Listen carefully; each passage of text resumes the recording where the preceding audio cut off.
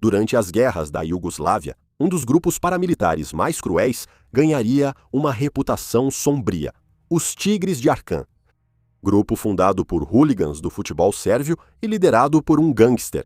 Eles cometeriam limpeza étnica, crimes de guerra e graves abusos sexuais. No vídeo de hoje, vamos analisar a história perturbadora de um dos grupos paramilitares mais notórios. Talvez seja útil começar com uma introdução ao homem conhecido como Arkan, o líder criminoso do grupo, Željko Arkan Ražnatović. Ele nasceu em 1952 na Eslovênia, então República da Iugoslávia. Seu pai era um oficial condecorado e de alta patente da Força Aérea Iugoslava. O pai do jovem Arkan era abusivo e comandava sua casa de forma militarista. Arkan, de acordo com relatos, era uma criança problemática, sempre em conflito com o pai e professores. Aos 14 anos, Arkan foi preso por roubar a bolsa de uma mulher e passou um ano em um centro de detenção juvenil. Tentando impor disciplina, seu pai tentou que Arkan entrasse na marinha, mas aos 15 anos, Arkan fugiu para a França e seguiu com sua vida criminosa. Em 1969, ele já havia sido preso novamente e deportado de volta para casa. Na prisão, Arkan apenas expandiu seu empreendimento criminoso. Ele formou uma gangue e fez conexões com os principais criminosos da Iugoslávia, além de construir uma relação com a polícia secreta iugoslava. Durante as décadas de 1970 e 80, Arkan ganhou muita notoriedade como prolífico assaltante de bancos. E, por sua habilidade de escapar da prisão em circunstâncias suspeitas, sua onda de crimes o levaria por toda a Europa, sendo ajudado pela polícia secreta para evitar a captura e a prisão por muito tempo. Em um exemplo marcante, Arkan atirou em 2 policiais em Belgrado que tentavam prendê-lo, mas foi solto da prisão apenas 2 dias depois. Longe de ser um criminoso comum, as muitas atividades de Arkan o colocaram na lista dos 10 criminosos mais procurados da Interpol. Em 1986, Arkan já havia retornado para casa. É nesse momento que ele abriu uma confeitaria e sorveteria bem em frente ao estádio do time de futebol mais bem-sucedido da Sérvia, o Estrela Vermelha de Belgrado. A partir daí, ele logo se tornou o líder dos hooligans do clube de futebol, supostamente instruído a fazer isso por agentes da polícia secreta que o controlavam. Arkan chefiava os hooligans do Estrela Vermelha no tumulto entre Dinamo e Estrela Vermelha em maio de 1990, onde milhares de hooligans se enfrentaram e o nacionalismo croata e sérvio teve papel importante. Durante esse período, o colapso da Iugoslávia, no início dos anos 1990, desencadearia uma série de guerras devastadoras pelos Balcãs. O começo do fim da Iugoslávia foi a morte do líder de longa data, Josip Tito, em 1980. Tito havia mantido o Estado Unido por muito tempo com mão de ferro, mas após sua morte, o nacionalismo desenfreado, o declínio econômico e as tensões étnicas começaram a fragmentar o país. Quando Croácia e Eslovênia declararam independência em 1991, as forças armadas dominadas pelos sérvios buscaram proteger os sérvios étnicos nesses países. Esse foi o início das guerras iugoslavas. Essas guerras foram marcadas pela limpeza étnica generalizada, genocídio e pelo papel desempenhado por grupos paramilitares. À medida que a Iugoslávia se desintegrava, o sentimento nacionalista aumentou em toda a região. O governo iugoslavo era controlado por Slobodan Milošević. Milošević era sérvio e buscava garantir territórios de maioria sérvia na Croácia e na Bósnia-Herzegovina. Essa política expansionista dependia de grupos paramilitares para operações que o exército regular não podia realizar. E entre esses paramilitares, provavelmente o mais notório a surgir foi a Guarda Voluntária Sérvia, mais conhecida como os Tigres de Arkan. Arkan fundou esse grupo em 1990. Em essência, era um exército privado, leal a Arkan. Rapidamente, ficou conhecido como os Tigres de Arkan, devido aos uniformes pretos adornados com o emblema de tigre.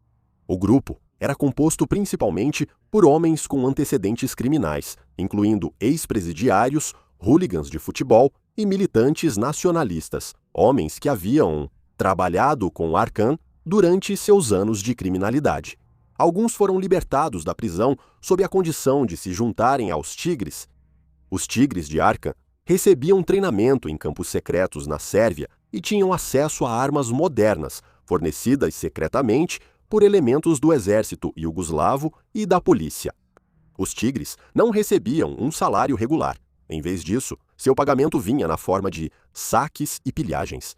A base ideológica dos Tigres era o nacionalismo sérvio extremo, embora para muitos isso fosse uma desculpa conveniente para praticar atos perversos de violência. Os Tigres tinham a tarefa de libertar territórios com populações sérvias e purgá-los de não-sérvios. Eles deveriam atacar especificamente muçulmanos bósnios e croatas. A limpeza étnica foi um objetivo estratégico e deliberado. Os Tigres recorreram a táticas usadas na Segunda Guerra Mundial, quando a Alemanha nazista promoveu o Holocausto. Um dos primeiros e mais amplamente documentados crimes cometidos pelos Tigres ocorreu em Bijeljina, uma cidade no noroeste da Bósnia. Nessa cidade viviam muçulmanos bósnios, sérvios e croatas. Em abril de 1992, os Tigres entraram na cidade e realizaram um massacre perturbador contra civis. Os Tigres provocaram os muçulmanos e a população bosníaca muçulmana para um confronto. Eles atacaram negócios bósnios até que o massacre que viria pudesse ser justificado. Os sérvios foram orientados a sair antes do início da violência e massacre. A cidade foi então cercada pelo exército sérvio, e enquanto os Tigres lutavam nas ruas, bombardeios de artilharia atingiam a cidade. O objetivo era causar terror nos grupos étnicos que não eram mais bem-vindos, forçando-os a partir por meio de assassinatos aleatórios e destruição de suas casas. Um jornalista internacional chamado Ron Haviv registrou fotografias das atrocidades cometidas pelos Tigres de Arkan. Haviv registrou a limpeza étnica que se tornaria típica das guerras iugoslavas e o sofrimento humano causado pelos Tigres de Arkan. Esse massacre marcaria o início do que se tornaria uma campanha mais ampla de limpeza étnica na Bósnia. Seria o modelo para os horrores que viriam depois. Imagens começaram a surgir de civis mortos, a tiros em suas casas e nas ruas, mas, tragicamente, isso provocou pouca intervenção imediata. Outro exemplo foi a cidade de Foča, no leste da Bósnia. Paramilitares invadiram a cidade e obrigaram homens e mulheres a se alinhar. Eles foram, então, separados sistematicamente e enviados para campos de concentração. De lá, os homens foram levados até as pontes da cidade e executados a tiros. Seus corpos foram, então, jogados no rio. Nos campos, as mulheres foram submetidas a agressões sexuais em grupo, graves e repetidas. Tamanha era a frequência e a brutalidade desses ataques que esses campos ficaram conhecidos como campos de estupro. Em apenas algumas semanas, quase toda a população bósnia muçulmana havia sido expulsa da cidade. E tamanha seria a reputação sombria dos Tigres que o exército iugoslavo precisava apenas espalhar rumores de que os Tigres chegariam em breve. Isso já era suficiente para incentivar as pessoas a abandonarem suas casas. Uma testemunha da brutalidade dos Tigres descreveu da seguinte forma: "Eu vi a 200 metros o doutor sendo capturado com sua família.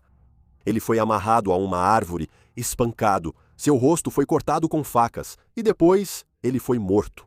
Tudo isso foi feito na frente de sua esposa e filhos." A outra vítima era deficiente físico e não podia sair de casa. Após a saída dos Tigres, fui à casa dele e encontrei seu corpo. Ele tinha uma bala na garganta, uma na cabeça e tinha sido claramente espancado.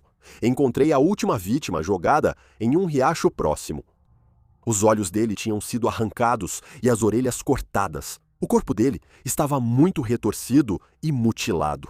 Mal dava para reconhecê-lo. Os três foram enterrados secretamente fora da aldeia. Embora oficialmente fossem uma força voluntária, os Tigres atuavam com a bênção e o apoio direto do governo sérvio. Eles negaram responsabilidade direta, mas as evidências sugerem que os tigres eram frequentemente usados como forças cuja ligação podia ser negada. Eles faziam o trabalho sujo da limpeza étnica, enquanto davam ao governo a possibilidade de negar seu envolvimento de forma plausível. Arcan usava seus tigres para continuar sua atividade criminosa. A guerra e o caos do genocídio serviram de cobertura para o enriquecimento criminoso. Os tigres saquearam bancos, operavam esquemas de extorsão por proteção e havia rumores de envolvimento em tráfico de pessoas. O próprio Arcan acumulou uma enorme riqueza durante as guerras.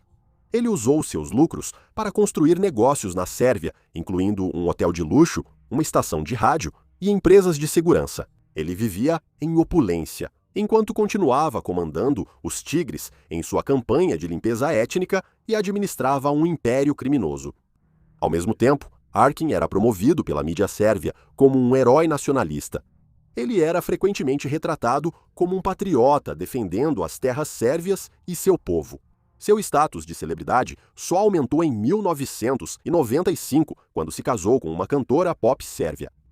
O casamento deles foi televisionado, o que misturou celebridade, militarismo e iconografia nacionalista. Com o fim das guerras da Croácia e Bósnia, os tigres de Arcan também seriam dissolvidos. O mundo assistiu horrorizado enquanto cenas de limpeza étnica realizadas por eles eram transmitidas. Em 1996, os tigres haviam sido oficialmente dissolvidos. No entanto, isso foi mais um movimento político do que uma dissolução completa. Muitos ex-tigres se reintegraram à sociedade sérvia, ingressando em empresas de segurança. Muitos voltariam ao crime ou se juntariam a outras facções militantes. Em 1997, o Tribunal Penal Internacional para a ex-Iugoslávia indiciou Arkin por 24 acusações de crimes de guerra e crimes contra a humanidade. Essas acusações só foram tornadas públicas em 1999, com muito sigilo em torno da coleta de provas contra ele. As acusações contra Arkin incluíam assassinato, perseguição e deportação forçada de civis na Bósnia e na Croácia. Arkin negou todas essas acusações, período durante o qual as Nações Unidas haviam iniciado seus bombardeios e intervenção nos Balcãs. Arkin ameaçou reconstruir suas forças caso a ONU invadisse. Apesar disso, Arkin nunca foi preso. Ele permaneceu na Sérvia, protegido por aliados políticos e pela relutância do Estado em entregar qualquer criminoso de guerra. Nessa época, a maré da guerra já havia mudado e a pressão internacional sobre a Sérvia estava aumentando. Ainda assim, Arkin manteve sua liberdade, embora tenha se tornado um tanto recluso. Ele raramente saía de casa e estava sempre cercado por seguranças. E por um bom motivo. No dia 15 de janeiro de 2000, Arkin foi assassinado no saguão de um hotel em Belgrado. Ele foi morto a tiros por um policial sérvio de folga. O assassino simplesmente se aproximou dele e atirou em seu olho. Muitos suspeitavam que o regime de Milošević havia organizado seu assassinato, já que Arkin sabia demais e poderia ser uma fonte valiosa de informações para o Tribunal Internacional. Com a morte de Arkin, os tigres foram definitivamente dissolvidos. O legado dos tigres de Arkin é de impunidade, terror e traumas não resolvidos. Sobreviventes de suas atrocidades continuam buscando justiça. Na Bósnia e na Croácia pós-guerra, valas comuns ainda revelam os restos mortais de vítimas assassinadas por forças paramilitares, como os tigres. Milhares de pessoas continuam desaparecidas. Na Sérvia, o legado de Arkin continua sendo controverso.